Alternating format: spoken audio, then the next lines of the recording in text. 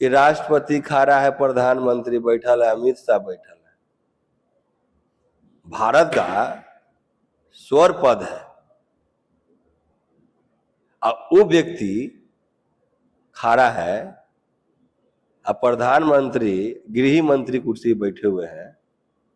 आप जितना मांझी जी पर आरोप लगा रहे हैं कि मुसहर के लिए आवाज उठाएं, कभी संसद भवन में बोले, कहीं कैबिनेट में उनका बेटा कभी बोला, यहाँ मांझी समाज के लोगों को उजाड़ा जा रहा है तो कभी आवाज उठाए। लेकिन आप बताइए, आप जो जिस पार्टी में रहते हैं, राजद में रहते हैं, क्या राजद ये बात कभी बोला? तेजस्वी जी बोले कि हम बसाएंगे, उनके पिताजी तो बसाए हैं, लेकिन बेटा काहे नहीं बसा रहा है, काहे नहीं आवाज उठा रहा है?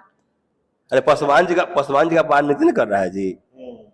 मांझी का पानीते ना है कि बीजेपी वाले ने पासवान को भी घुमा रहा है, डमरू बनैले है, मुसहरों को डमरू बनैले है और सत्ता भोग रहा है। जहिया महादलित परिवार जाग जाएगा तो ईट से ईट, पत्थर से पत्थर जवाब देने का काम करेगा। ये तो भाई हमारे महिला अब क्या अपमानित न कर रहे हैं, जो राष्ट्रपति है। महादलित को कहीं पूछ नहीं है। जब जीतनराम मांझी जी को नहीं मिल रहा, जो मुख्यमंत्री रहे, जो मंदिर गए तो मंदिर धोवा गया, चिराग पासवान को इज्जत नहीं मिला, सौरभ मांझी को क्या टिप्पणी हम करें? चिराग पासवान के चाचा को मंत्री बना दिया गया और चिराग पासवान को रोड पर बेला दिया गया। आपने देखा होगा, जब चिराग पासवान अपना बदौलत पार्टी संभाले तो फिर एनडीए वाले, बीजेपी वाले ने फिर इसको चाचा को बेला दिया। मांझी जी गुमराह कर रहे हैं सबको। अरे गुमराह कर रहे हैं क्या? जो पार्टी में है, एनडीए में सहयोगी दल में वो है, क्या एनडीए कभी मुसहर के बात करता है क्या? सौरभ मांझी है, डेबरा पंचायत के मुखिया हैं, वो बीजेपी ज्वाइन कर लिए। पहले बोलते थे जय भीम, वहां जाके जय श्री राम का नारा लगा रहा है। देखिए, हम दुखित के साथ कहना चाह रहे हैं कि इन लोगों ने सत्ता भोगी और ढोंगी लोग हैं कि जो समाज को बेच के, समाज को गुमराह करके अपना सत्ता मलाई भोगने के लिए ये लोग बीजेपी में गए हैं। अगर ये लोगों को तो सोचना चाहिए था कि जहां महादलित परिवार का बात न होता है वहां पे कैसे जाए। जो व्यक्ति ने जय भीम का नारा लगाता है और वो व्यक्ति जाके जय श्री राम बोलेगा, तो इससे दुखद घटना क्या है? जब मेरा सरकार आएगा, गरीबों गुरबा का सरकार आएगा, तो पहले मैं झुग्गी झोपड़ियों का पक्का मकान और जमीन का पर्चा देने का काम करूंगा। किसी को कवारा नहीं जाएगा। मेरा पिताजी ने, हमारे नेता बोले, मेरा पिताजी ने करोड़ों करोड़ों जमीन पे मुसहरों परिवार को बसाया हुआ है। अभी है कोई की बसा दिया है? वतन में आपका स्वागत है। हम पटना में हैं, हमारे साथ फुलवाड़ी पश्चिमी से जिला परिषद दीपक मांझी हैं। इनसे बात करेंगे कि जीतनराम मांझी जो केंद्रीय मंत्री हैं, पूर्व मुख्यमंत्री हैं, उन्होंने कहा कि सबको एक होना चाहिए, मांझी को सबको एक होना चाहिए। सब भटक रहा है, कोई बीजेपी में जा रहा है, कोई जदयू में जा रहा है, कोई राजद में जा रहा है। ऐसा क्यों बयान दे रहे हैं? सबसे पहले आपको न्यूज को तहे दिल से धन्यवाद देते हैं। मंत्री होने के बाद खुदा न खास मुख्यमंत्री भी हो गए। 3 बार उनका पुत्र बिहार का कैबिनेट मंत्री भी रहे, अभी भी हैं, अपने केंद्र मंत्री भी हैं। मुसहर परिवार को घर से बेघर किया जा रहा है। कभी आपने सदन में क्वेश्चन किए? मांझी जी बोलते हैं कि मांझी परिवार हम लोग एक हो। आज हम उनसे पूछना चाहते हैं कि बात आपको मुंह से कैसे निकला है कि हम एक मांझी समाज एक हो? क्या हम लोग कल दूसर थे क्या? परसों अलग थे क्या? जब आपका सत्ता जब इलेक्शन के बारे इलेक्शन आ गया, चुनाव शरीर पर आ गया, देह पर सवार हो गया, तो आप एकता की बात कर रहे हैं। जब चुनाव खत्म हो जाता है तो एकता कहाँ जाता है? मांझी जी आपसे पूछना चाहते हैं, अब मुसहरों ने, सब पढ़ा लिखा व्यक्ति है, अब मुसहरों ने सब अनुभवी व्यक्ति है। आप कितनों चाहिएगा कि गुमराह कर ले, तो मुसहर गुमराह होने वाला नहीं है। मतलब मांझी जी गुमराह कर रहे हैं सबको? अरे गुमराह कर रहे हैं क्या? जो पार्टी में है, एनडीए में सहयोगी दल में वो है, क्या एनडीए कभी मूसर के बात करता है क्या? एगो फुटेज दिखा दे, अगर कोई एक फुटेज दिखाए जो एनडीए में कभी मूसर को बात किया हो। नहीं, एनडीए में कभी मूसर को बात करने वाला नहीं है। जब से हम लोगों ने राष्ट्रीय जनता दल मूसर भुइयां महासम्मेलन किया, जब से आप संतोष मांझी जी को देखिएगा, माननीय मंत्री संतोष मांझी जी हैं, उनको देखिएगा, डेली कुछ न कुछ अपडेट आ रहा है। उनको प्रेशर बढ़ गया है कि अब है, प्रेशर इसलिए बढ़ गया है कि जब से उनका पार्टी उनका संगठन हम पार्टी बनाए, जब से मुसहरों ने उनका विरोध में एक वो कार्यक्रम नहीं कभी किया। 11 साल बाद हम लोगों ने मूसर भुइयां महारैली और संवाद का कार्यक्रम हम लोग किया। जब कार्यक्रम खत्म होने के बाद आपने मीडिया भाई बंधु हैं, यूट्यूब भाई बंधु हैं, आप लोगों ने डेली संतोष मांझी जी का अपडेट सुना होगा।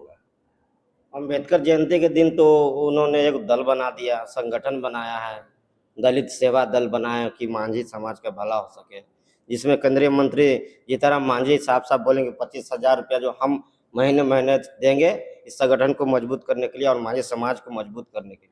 जी, हम उन पे कैसे विश्वास करें? 1980 से उसने जब पॉलिटिक्स में आए, जब से मंत्री रहे, मंत्री होने के बाद खुदा न खास मुख्यमंत्री भी हो गए। 3 बार उनका पुत्र बिहार का कैबिनेट मंत्री भी रहे, अभी भी हैं, अपने केंद्र मंत्री भी हैं। मूसर परिवार को घर से बेघर किया जा रहा है। कभी आपने सदन में क्वेश्चन किए? अपने आप एमपी है, अभी भारत का कैबिनेट केंद्र मंत्री है, आप कहीं नहीं कुछ सवाल कर रहे हैं, कहीं नहीं जवाब दे रहे हैं कि मुसहरों परिवार को जहां बसा हुआ है उसको पूर्णवास किया जाए, पर्चा दिया जाए, पक्का मकान दिया जाए। कभी सुना होगा उनके मुंह से? आप लोग नहीं सुने होंगे। वो बोलने वाले नहीं है, सुबह कुछ और बोलेंगे, शाम को कुछ और बोलेंगे। आपने सुना, देखे होंगे आप लोग, मीडिया भाई बंधु के हिसाब से हम सुने देखे। वो हाले अपना एक बैठक बुलाए हुए थे, उस बैठक में बोले कि 30 से 35 सीट हमको नहीं दिया जाएगा तो हम पार्टी ने अकेले चुनाव लड़ेंगे। उसी ठीक एक दिन बाद फिर उनका बयान आता है कि हमारे एनडीए से मुख्यमंत्री होंगे नीतीश कुमार। तो क्या सुबह कुछ और शाम को कुछ और? तो जनता बरगलाए वाला नहीं है। जीतनराम मांझी तो नहीं ना बोले मंत्री जी कि हम मुख्यमंत्री बनेंगे चाहे हमारे पार्टी में से कोई बनेगा। तो आप तो जो जिस दिन बैठक के उस दिन बोलना दिए कि मैं अगर मेरा निर्णय रहेगा मैं अकेले लड़ूंगा 30 से 35 तो सीट क्या मांग, 35 सीट नहीं देगा तो सीट क्या मांग? तो सुबह क्यों बयान ऐसा दे दिए? उनका सुबह ही बयान नहीं देना चाहिए था, पहले सीट की तो शेयरिंग कर ले, सीट की तो पहले फैसला कर ले, तब ने मांझी जी को बयान देना चाहिए था कि मैं अकेले चुनाव लड़ूंगा, अगर हमको सीट नहीं मिलेगा तो तब हम अकेले चुनाव लड़ूंगा, अगर सीट मिलेगा तो मैं नीतीश कुमार को मुख्यमंत्री मानूंगा एनडीए से। देख ही रहे हैं ना एनडीए में क्या चल रहा है, घमसान चल रहा है। कोई फेस कर रहा है नीतीश जी का कि नीतीश जी मुख्यमंत्री, नीतीश जी का नेतृत्व में चुनाव लड़ा जाएगा? कभी सम्राट चौधरी, कभी आप जीतनराम मांझी जी पर आरोप लगा रहे हैं कि मुसहर के लिए आवाज उठाएं, कभी संसद भवन में बोले, कहीं कैबिनेट में उनका बेटा कभी बोला यहाँ मांझी समाज के लोगों को उजाड़ा जा रहा है तो कभी आवाज उठाए। लेकिन आप बताइए, आप जो जिस पार्टी में रहते हैं, राजद में रहते हैं, क्या राजद ये बात कभी बोला? तेजस्वी जी बोले कि हम बसाएंगे, उनके पिताजी तो बसाए हैं, लेकिन बेटा काहे नहीं बसा रहा है, काहे नहीं आवाज उठा रहा है? हम लोगों ने रैली किया 8 तारीख को। उस रैली में हमारे नेता और युवाओं का दिलों का धड़कन तेजस्वी प्रसाद यादव जी ने कहा है कि जब मेरा सरकार आएगा, गरीबों गुरबा का सरकार आएगा, तो पहले मैं झुग्गी झोपड़ियों का पक्का मकान और जमीन का पर्चा देने का काम करूंगा, किसी को कवारा नहीं जाएगा। मेरा पिताजी ने, हमारे नेता बोले, मेरा पिताजी ने करोड़ों करोड़ों जमीन पे मुसहरों परिवार को बसाया हुआ है। अभी है कोई कि बसा दिया है? सब तो कवार रहा है। जैसे आप लोगों ने आपने देख लीजिए, सियाना मोड़, कुम्हरार, नया टोला, यारपुर, ये सब जमीन का क्या कीमत है? करोड़ों करोड़ रुपया कीमत है। चलिए, उनके पिताजी बसाए, हम मानते हैं इस बात को, लेकिन उनका बेटा तो आवाज नहीं उठा रहा अभी कि यहाँ उजारा जा रहा है, तो आवाज कहाँ उठा? बोले नहीं है, रैली बोले नहीं है, अन्य को मुझसे टोलिया को तोड़ा जा रहा है। अगर हमारी सरकार आएगा तो उन लोगों को पक्का मकान और जो तो दीपक जी, ये सौरभ मांझी है, ढेबरा पंचायत के मुखिया हैं, वो बीजेपी ज्वाइन कर लिए। पहले बोलते थे जय भीम, वहां जाके जय श्री राम का नारा लगा रहा है। देखिए, शुरू से बीजेपी वाले, जो बीजेपी पार्टियां हैं, वो महादलित परिवार कभी बातें नहीं करता है। सौरभ मांझी क्या है? सौरभ मांझी से अच्छा लोग बीजेपी में गए हैं। जैसे में समर्थक में जीताराम मांझी है, चिराग पासवान है। ये लोगों को तो सोचना चाहिए था कि जहां महादलित परिवार का बात न होता है वहां पे कैसे जाए। जो व्यक्ति ने जय भीम का नारा लगाता है और वो व्यक्ति जाके जय श्री राम बोलेगा, तो इससे दुखद घटना क्या है? हम दुखित के साथ कहना चाह रहे हैं कि इन लोगों ने सत्ता भोगी और ढोंगी लोग हैं कि जो समाज को बेच के, समाज को गुमराह करके अपना सत्ता मलाई भोगने के लिए ये लोग बीजेपी में गए हैं। अगर बीजेपी वाले ने कभी महादलित परिवार को बात किया है तो फुटेज दिखा दे। राष्ट्रपति बना दिया, कहाँ हैं आप? द्रौपदी मुर्मू को राष्ट्रपति बना दिया, महादलित है ना जी।